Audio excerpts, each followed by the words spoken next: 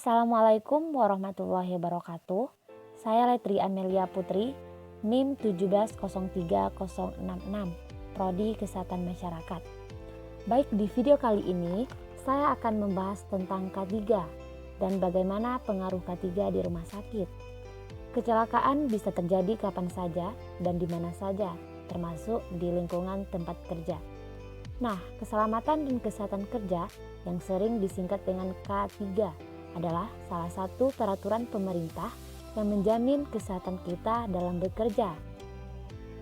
Apa sih kesehatan dan keselamatan kerja itu? Kesehatan dan keselamatan kerja adalah suatu kondisi dalam pekerjaan yang sehat dan aman, baik itu bagi pekerjaannya, perusahaan, dan maupun masyarakat lingkungan sekitar. Kesehatan dan keselamatan kerja juga merupakan upaya untuk memberikan jaminan kesehatan, meningkatkan dan derajat kesehatan pada pekerja dengan cara mencegah kecelakaan dan penyakit akibat bekerja. Pengadilan bahaya di tempat kerja, promosi kesehatan, dan pengobatan serta rehabilitasi. Nah, selanjutnya bagaimana manajemen K3 di rumah sakit?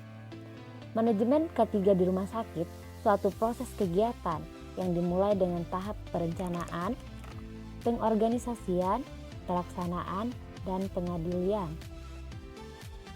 Yang pertama, standar K3 di rumah sakit.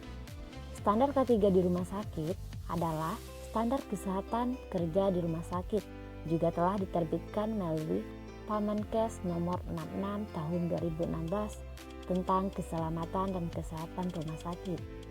Pekerja rumah sakit mempunyai risiko lebih tinggi dibandingkan pekerja industri, penyakit penyebab kerja atau PAK, dan kecelakaan akibat kerja atau KAK, sehingga perlu dibuat standar perlindungan bagi pekerja yang ada di rumah sakit. Nah, bahaya potensial di rumah sakit yang disebabkan oleh faktor biologi, faktor kimia, faktor ekonomi, faktor fisik, dan faktor psikososial dapat mengakibatkan penyakit dalam kecelakaan dan akibat pekerja bagi pekerja, pengunjung, pasien, dan lingkungan sekitarnya. Nah, yang kedua, prinsip K3 di rumah sakit. Prinsip K3 di rumah sakit yaitu agar K3 dapat dipahami secara utuh, perlu diketahui pengertian 3 komponen yang saling berinteraksi, diantaranya kapasitas kerja, kemampuan seseorang pekerja untuk menyelesaikan pekerjaannya dengan baik pada tempat kerja. Dalam waktu tertentu, beban pekerja itu suatu kondisi yang membebani pekerjaan, baik fisik maupun non-fisik. Lingkungan kerja, kondisi lingkungan tempat kerja meliputi faktor fisik, kimia, biologi, ergonomi, dan psikososial yang mempengaruhi pekerjaan dalam melaksanakan pekerjaannya. Nah, yang ketiga, bahaya-bahaya potensial di rumah sakit. Ada beberapa bahaya potensial di rumah sakit, yakni fisik, contohnya suara, bising, getaran panas, debu, dan listrik. Kimia, contohnya pelarut, desinfektan, pengawet, jas medis.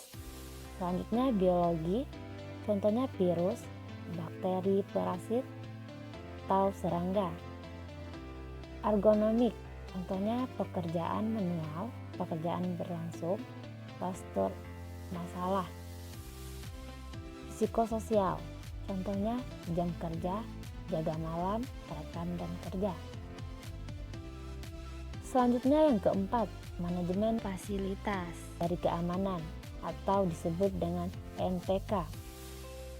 Rumah sakit dalam kegiatan menyediakan fasilitas yang aman, berfungsi dan sportif bagi pasien, keluarga, staf, dan pengunjung.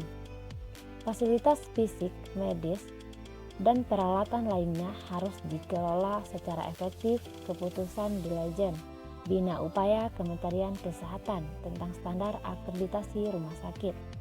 Untuk mencapai tujuan tersebut, manajemen fasilitas dan keamanan dibagi dalam berbagai bidang kerja, antara lain kesehatan dan keamanan termasuk fisik dan kesehatan kerja. Baik, sekian informasi dari saya. Semoga informasi ini bermanfaat. Saya tutup dengan Wassalamualaikum warahmatullahi wabarakatuh.